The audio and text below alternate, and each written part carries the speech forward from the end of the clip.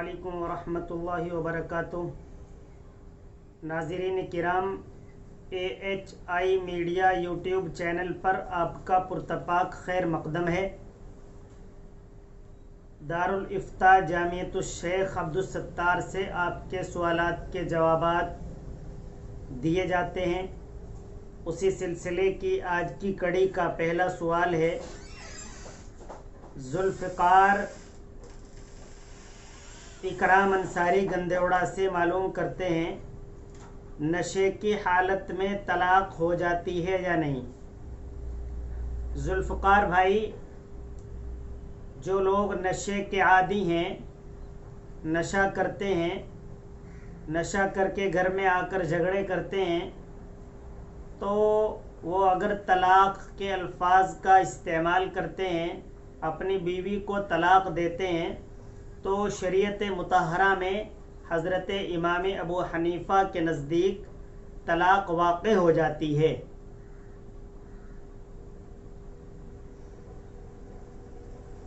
एक भाई मालूम करते हैं, मुफ्ती साहब, मोबाइल में कुरान करीम की तिलावत करना जायज़ है या नहीं।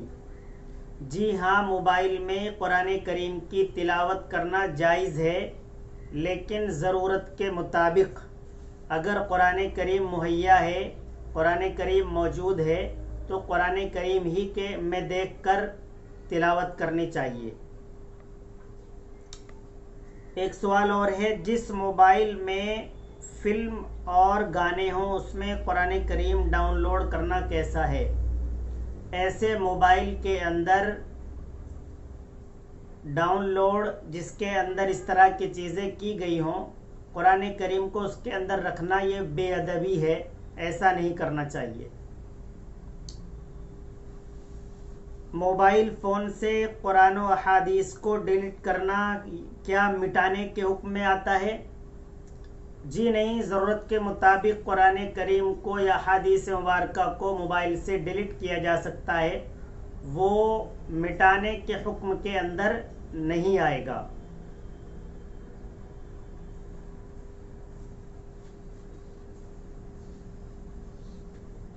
कारी शाहनवाज भटपुरा से मालूम करते हैं, वज़ू करने के बाद नाखून तराशने से वज़ू टूट जाता है या नहीं। कारी साहब, वज़ू करने के बाद नाखून काटने से वज़ू नहीं टूटता है।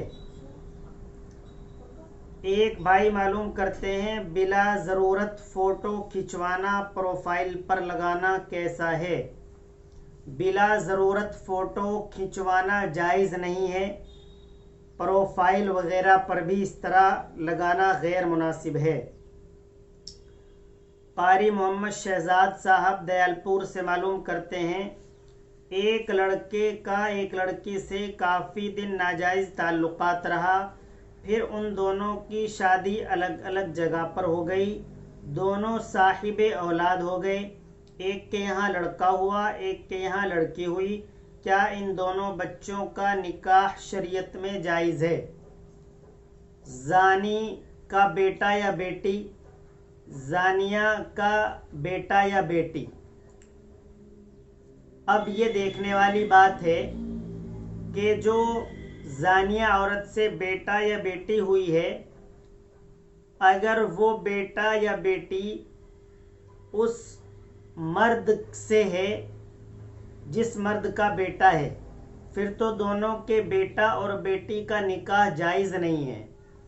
लेकिन अगर जिना के बाद काफ़ी दिन गुजर गए और फिर शादी हो गई, अब जो बच्चे की पैदाइश हुई है वो शादी के बाद हुई है, और वो जो बेटा या बेटी जानिया के यहाँ पैदा हुए हैं वो उस शोहर की औलाद है, तो दोनों का निकाह जायज़ है, कोई हर्ज की बात नहीं है। शाह फैसल मुजफ्फरनगर से मालूम करते हैं, नमाज तहज्जुद में ज़्यादा से ज़्यादा कितनी रकात पढ़ सकते हैं। नमाज तहज्जुद अहादीस मुबारका के अंदर है कि जितनी नवाफिल हैं, जितनी नफिल नमाजें हैं, अल्लाह तबारक व तआला को सबसे ज़्यादा महबूब और पसंदीदा नमाज वो तहज्जुद की नमाज है। بہت اہمیت والی نماز ہے، اس کا اہتمام کرنا چاہیے، اور اس کے اندر زیادہ سے زیادہ 12 رکعت ہیں، کم سے کم 2 رکعت ہیں۔ اس میں ایسا بھی کیا جا سکتا ہے کہ آپ رات کو عشاء کی نماز کے بعد جو وتر ہوتے ہیں انہیں چھوڑ دیں اور انہیں تہجد میں نفلوں کے ساتھ ادا کریں۔ ایسا نبی کریم صلی اللہ علیہ وسلم سے ثابت ہے۔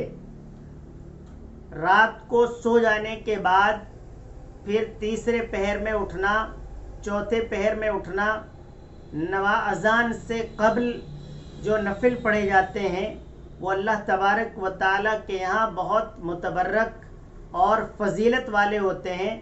اس وقت اللہ تبارک و تعالیٰ بہت زیادہ دعائیں قبول فرماتے ہیں۔ ایک بھائی معلوم کرتے ہیں فائنینس کمپنی میں تنخواہ پر یا کمیشن پر ملازمت کرنا کیسا ہے؟ فائنینس کمپنیاں جو ہیں اکثر سود کے کاروبار پر مشتمل ہے، تو اس لیے فائنینس کمپنی میں نہ مشاہرے پر یعنی تنخواہ پر ملازمت کرنی چاہیے اور نہ ہی کمیشن پر ملازمت کرنی چاہیے۔ ایک بھائی کا سوال ہے مفتی صاحب ایمان اور اسلام میں کیا فرق ہے؟ ایمان اور اسلام الفاظ کے اعتبار سے تو ان میں فرق ہو سکتا ہے، ویسے مومن اور مسلم دونوں ایک ہی ہیں، دونوں کا ایک دوسرے سے گہرا تعلق ہے۔ جو مومن ہے وہی مسلم ہے اور جو مسلم ہے وہی مومن ہے۔ یوٹیوب کمنٹ باکس میں ایک شخص کا اشکال ہے، ہم دہرادون سے کسی شخص نے معلوم کیا تھا، اس کا جواب دیا تھا کہ اگر پھل پکنے سے پہلے آپ نے فروخت کر دیا ہے باغ کو تو اب زکوٰۃ جو ہوگی وہ خریدار پر ہوگی، ٹھیکیدار پر ہوگی، مالک پر نہیں۔ تو ان بھائی نے طرح اشکال یہ کیا ہے، سوال ان کا بجا ہے کہ پھلوں کی بیع پھلوں کے پکنے سے پہلے جائز ہے یا نہیں، اور اگر جائز نہیں ہے تو پھر ناجائز ہونے کی صورت میں ٹھیکیدار پر زکوٰۃ کیسی؟ تو بھائی آپ اگر پھل پختہ ہونے کے بعد بیچتے ہیں تو آپ پر، ورنہ خریدار پر۔ اسے آپ دیکھ سکتے ہیں در مختار میں جلد نمبر 3 صفحہ نمبر 276 پر طباعت ہے اس کی زکریا بک ڈپو کی۔ پھل آنے کے بعد پکنے سے پہلے بیچنا جائز ہے، اسے آپ دیکھ سکتے ہیں در مختار جلد نمبر 4 صفحہ 555 پر۔ ہم نے جو جواب دیا تھا، کہا تھا پھل پکنے کے بعد اگر آپ فروخت کرتے ہیں، جیسے پھل پکنے والے ہیں آپ نے فروخت کر دیا ہے تو اب ٹھیکیدار پر زکوٰۃ ہوگی، اور آپ کا کہنا یہ ہے کہ پھل پکنے سے پہلے بیچنا جائز نہیں ہے۔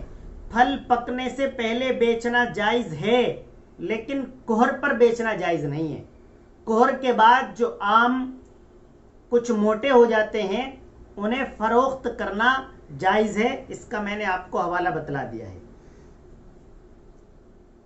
شاہ رخ صاحب لونی دلی سے معلوم کرتے ہیں گھر میں ٹوٹے ہوئے شیشے کا استعمال کرنا کیسا ہے؟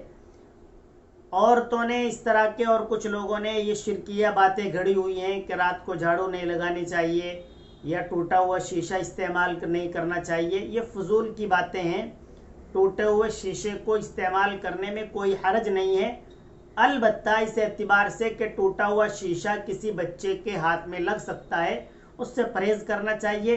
ہاں، شریعت کے اندر ٹوٹی ہوئی چیز کا نہ استعمال کرنا اس طور پر ہے، جو کپ ہوتے ہیں یا گلاس ہوتے ہیں جن میں ہم چائے پانی پیتے ہیں، وہ ٹوٹے ہوئے استعمال نہیں کرنے چاہیے۔ بہت شکریہ، آپ جہاں تک بھی ہماری یہ بات، ہمارا یہ پیغام پہنچے، آپ بھی اپنا کوئی سوال کرنا چاہتے ہیں تو ہمارے واٹس ایپ نمبر پر بھیج دیجئے، انشاءاللہ آپ کو جواب دے دیا جائے گا۔ آپ ہمارے یوٹیوب چینل کو سبسکرائب کر لیجئے۔ بہت شکریہ، السلام علیکم ورحمۃ اللہ وبرکاتہ۔